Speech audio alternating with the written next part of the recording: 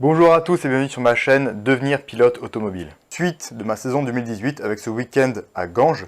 Au programme de cette vidéo, un tour de la piste de Ganges avec au volant le numéro 3, Thibaut Casaubon, suivi d'une intervention de Rémi Mespouled, excellent pilote de kart qui va nous parler entre autres de son expérience en rallye. Et on se retrouve juste après pour un débriefing de ce week-end, plus concis et plus court que le premier. A tout à l'heure.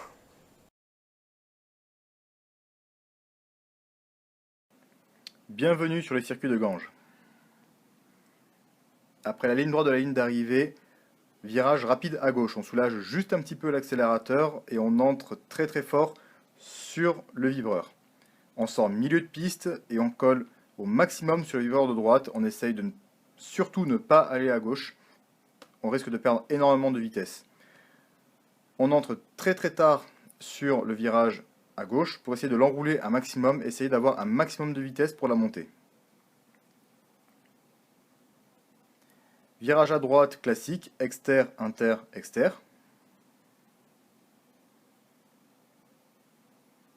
Virage à droite serré, on entre assez tard et on peut se permettre de sortir plutôt bien à gauche étant donné qu'il y a pas mal de temps avant le prochain virage qui est un gauche-gauche. On reste bien à l'intérieur pour ce double gauche et on entre bien à l'intérieur de ce virage à droite sans trop se déporter sur la gauche pour bien préparer le prochain virage. Attention, on entre dans la partie lente du circuit, virage à gauche, on ressort milieu de piste pour préparer le prochain virage à droite. Virage à droite qu'on va essayer d'enrouler un maximum sans trop se déporter sur la gauche pour préparer au maximum cette fausse ligne droite. On reste bien près du vibreur en vitesse maximale. Dernier virage en épingle où on rentre très très tard, on freine très très tard aussi et on essaye d'avoir un maximum de vitesse pour la ligne d'arrivée. Et voilà, vous avez fait un tour du circuit de Ganges. Salut Rémi. Salut, Dino. Écoute, je vais te demander de te présenter. Ouais, donc Rémi Mespouled, j'ai 27 ans, je suis paxé, j'ai un petit garçon de 3 ans et une petite fille qui va bientôt arriver. J'habite à Foix, dans l'Ariège. Je suis mécanicien dans les turbines hydrauliques chez EDF. Et voilà, et pilote de karting pour les loisirs. Donc là, on est sur le week-end de Ganges. Comment ça se passe pour toi? Très bien, je suis très satisfait du début de week-end. Troisième au chrono et troisième en manche. Là j'étais un peu moins satisfait, mais là deuxième en pré-finale et la finale à 15 h, on verra ce que ça dit. D'accord. Je vais te demander un peu ton parcours en fait, dans le sport auto. Alors dans le sport auto, j'ai commencé à l'âge de 13 ans en karting à l'école d'Albi. J'ai fait l'école pendant 1 an. Et ensuite, avec l'école, grâce à l'école d'ailleurs, j'ai pu faire du karting en compétition. Donc j'ai fait 3 courses en 2003. Et ensuite, en 2004, j'ai fait tout le championnat du Sud, 2 championnats de France. Et ensuite, en 2005, mon père a décidé de m'acheter mon premier KFS. Et pareil, une grosse saison. Je gagne la Ligue à cette époque-là. Et ensuite, par contre, malheureusement, à cause du budget, on a tout arrêté, tout vendu. Et je viens de reprendre l'an dernier. Voilà, donc toujours en KFS. D'accord. Ouais, donc ouais. du coup, ouais. Et après, j'ai eu une petite période où je me suis fait plaisir. Je me suis monté une voiture de rallye, une Honda Civic, pour suivre mon frère en fait. Et du coup, on s'est bien amusé. J'ai fait ça pendant 2 ans avec la Civic. Et après, je me suis acheté mon rêve de gosse, une Honda Integra. Et voilà, on a fait une saison avec mon copilote Florent. Et on s'est vraiment régalé, mais c'était différent par rapport au karting. Donc j'ai préféré tout vendre et m'acheter tout ce qu'il faut pour le karting, un trafic, le karting. Et voilà. D'après toi, quel est le meilleur parcours en fait pour un jeune qui voudrait se lancer en rallye par exemple? Qu'est-ce que le mieux qu'il puisse faire? Pas comme moi. Non, je pense que ouais, un jeune, ce qu'il faudrait, c'est essayer de trouver un team. Et s'il n'a vraiment pas de budget, là par contre, ce serait de faire un rallye jeune. c'est vraiment, je pense, vraiment le top du top pour pouvoir espérer avoir une saison complète avec une vraie écurie et des moyens derrière et surtout des conseils pour apprendre. Parce que le rallye, c'est vraiment pas évident. Il y a la base du pilotage à apprendre et surtout conduire avec des notes, ce qui est vraiment très difficile. D'accord. Et voilà, je pense qu'il faut se faire épauler. Nous, on faisait ça pour s'amuser avec des voitures qu'on aimait. On se débrouillait, mais c'était pas. On n'aurait pas pu faire un championnat de France ou quoi que ce soit. D'accord. Voilà. Et comment ça se passe en fait? C'est des compétitions locales en fait en rallye ou... Alors il y a le championnat régional, nous c'est ce qu'on faisait, et on a fait 2 manches du national avec un plus gros niveau, mais ça restait, nous on avait des voitures en groupe N, donc des voitures de série qui coûtaient pas très cher. Voilà, on s'amusait bien quoi. Mais si quelqu'un, pour se lancer, là il faut avoir des catégories fédérales et faire les championnats de France et tout ça. D'accord. Et toi le rallye jeune tu l'as testé? Non, j'ai pas pu. Je voulais le faire, je m'étais inscrit à une manche, mais après du coup je l'ai pas fait, je sais plus trop pourquoi. Et après j'étais trop vieux, j'avais passé les 25 ans donc je pouvais plus le faire. D'accord. Donc du coup ça répond un peu à l'autre question, du coup comment s'approcher le mieux de ce parcours, du parcours de rallye quand on a 20 ans et qu'on n'a pas forcément de budget. Du coup le rallye jeune, ouais, ça reste le mieux. En plus c'est pas super cher, on peut faire pas mal d'essais pour 20 € et tout ça, donc ça c'est intéressant.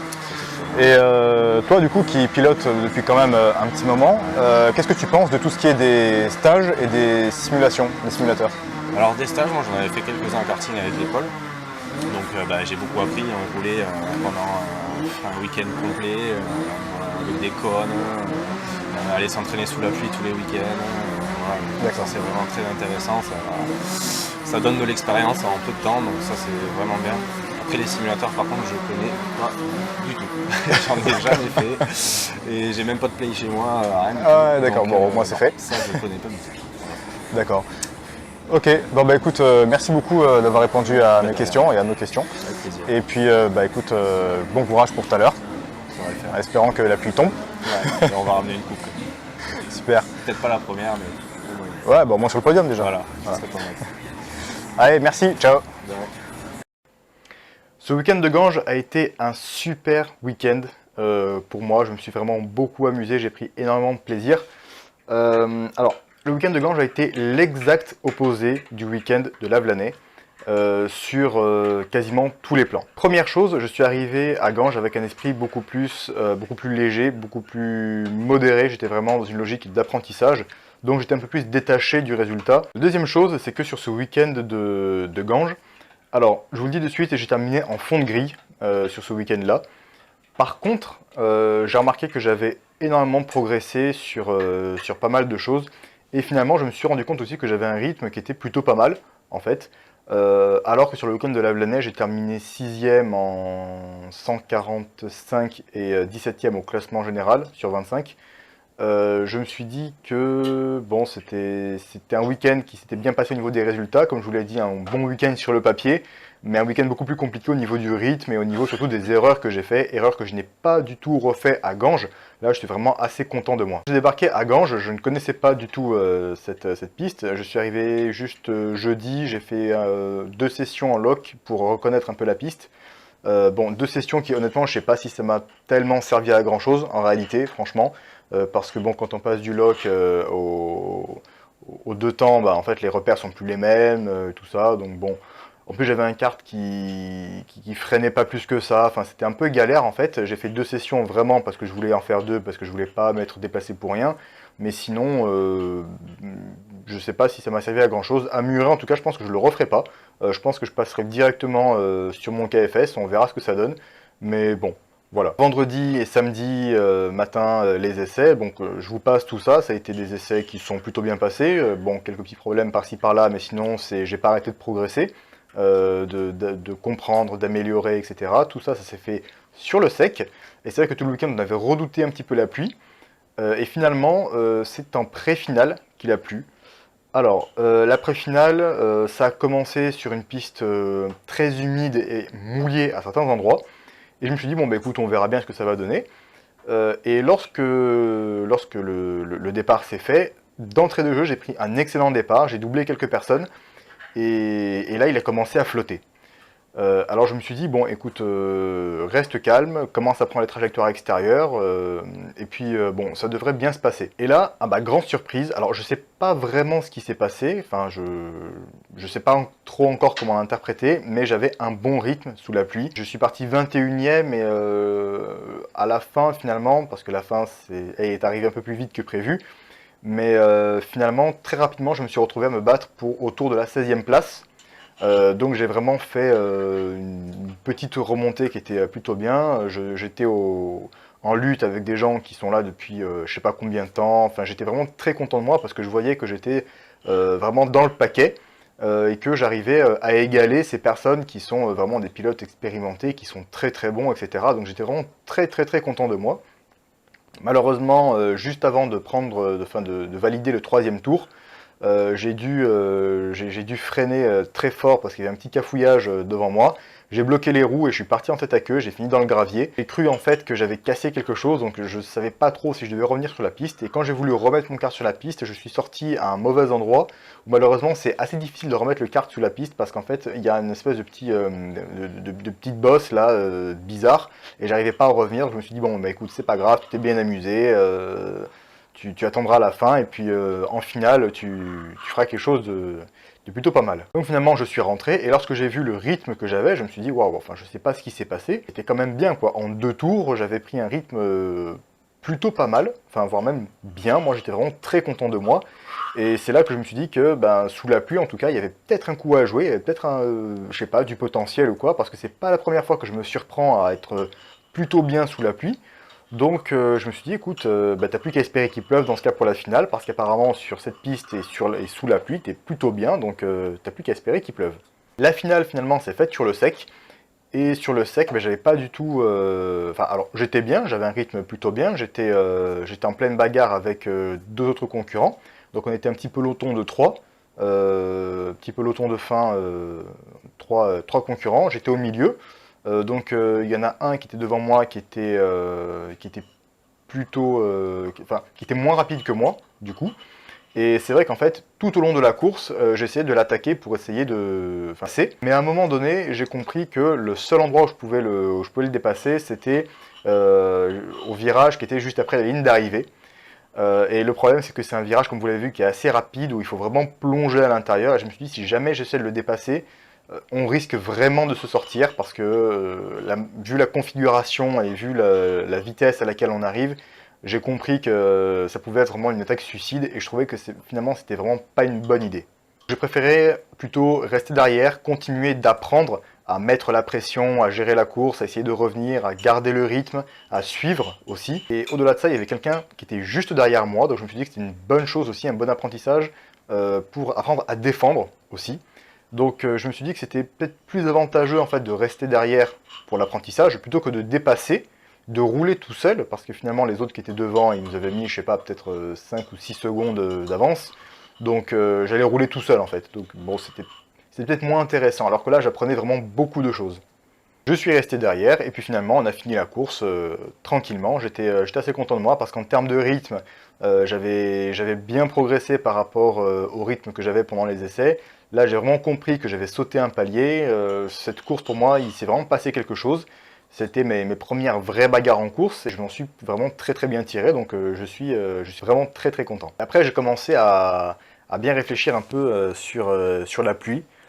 Parce que finalement, alors comme je vous l'ai dit, sous la pluie, au bout de 2 tours, je me battais déjà pour la 16e place. Par contre, sur le sec, c'était différent.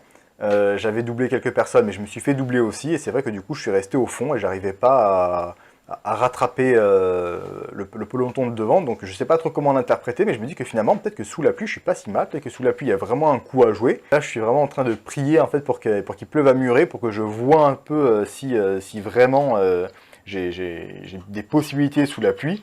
Mais en tout cas, je me suis vraiment beaucoup amusé. J'avais un esprit, comme je vous l'ai dit, assez différent en arrivant. Et voilà, donc ça a été un très très bon week-end pour moi. Je termine 25 sur 28 en classement général et 15 sur 16 au classement 145. Donc comme vous le voyez, Pas d'exploit au niveau du classement, loin de là, mais une très grande satisfaction au niveau du rythme, de l'apprentissage, de la progression. Et je suis remonté comme une pendule à l'idée d'aller remettre ça à Muret. Et puis voilà, donc c'est à peu près tout ce que j'avais à vous dire pour cette course de Ganges qui a été vraiment top. Merci à toute l'équipe, merci à Rémi Mespouled qui a joué le jeu de l'interview, merci à Thibaut Cazobon qui a mis la GoPro sur son kart, merci à toute l'équipe. J'ai fait de très belles rencontres aussi sur ce week-end de Ganges, donc encore une fois je vous encourage à aller dans le milieu qui vous intéresse. Vous voulez faire des rencontres, voir de nouvelles choses, commencer à entrer dans le milieu, aller sur les circuits, aller voir des courses, qu'il s'agisse du karting, de la course plus en automobile ou n'importe quoi, franchement allez-y, parce que vous allez rencontrer des personnes qui vraiment sont extra, quoi, et qui ont un parcours super intéressant, qui sont encore une fois alignées avec ce que vous pensez et ce que vous désirez, qui peuvent peut-être même vous filer des conseils, vous aider. En tout cas, je peux vous assurer que ça vous aidera si jamais vous vous dirigez, si jamais vous faites un premier pas dans ce qui vous plaît. Donc je vous encourage encore et toujours à passer à l'action et à foncer. Rapidement, on se retrouve pour une toute nouvelle vidéo sur le budget. On va continuer un peu notre cheminement, maintenant que vous savez combien ça coûte. Je vais continuer de vous guider vers une nouvelle façon de vous financer. Et puis voilà, c'est à peu près tout. Donc je vous souhaite force, courage, motivation. Croyez en vous, croyez en vos rêves. Et on se retrouve très bientôt pour une toute nouvelle vidéo de devenir pilote automobile. Ciao!